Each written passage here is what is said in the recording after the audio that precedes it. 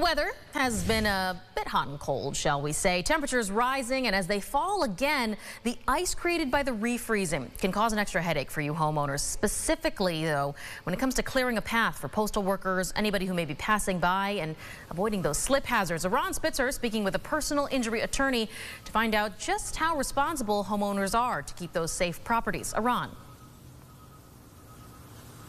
Yeah, Michaela, there are more chilly days to come, so of course this wild weather is still very much top of mind for people. I've personally been slipping and sliding everywhere, so I'm guessing other people have too. But if you happen to fall and get seriously injured on somebody's property, or in front of their property for that matter, they may be responsible for compensating you financially. Now, I spoke with John Richmond, a personal injury lawyer with Richmond Vona. He says a homeowner is required to do everything they can to keep their property safe. That includes the sidewalk in front of their property. Richmond tells me if you don't take all the proper measures to keep your property as safe as possible, like creating a path and salting, you could be responsible to compensate them through your insurance and sometimes personal assets. Richmond says a likely defense for this is called the storm in progress defense, stating it would be unreasonable to require homeowners to clear snow and ice while weather is still actively making conditions unsafe.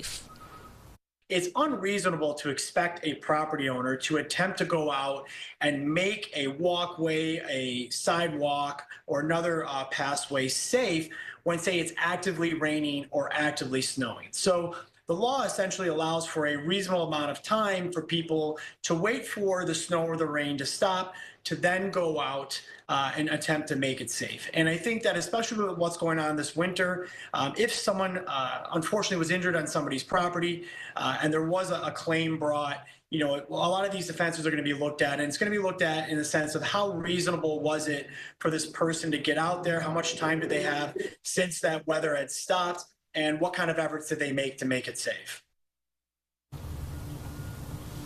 Now, if this is something you're concerned about, somebody falling on your property or on that sidewalk in front of your house, you can, of course, make it as safe as possible, shovel and salt. But after you do that, document everything. Take photos, take videos, so you have that recorded in case anything happens, if that is a concern for you. For now, reporting, Ron Spitzer, News 8. Great advice there, Ron. I actually took the shovel out to kind of chip away at some of the ice while we still have these temperatures warm enough for the melting.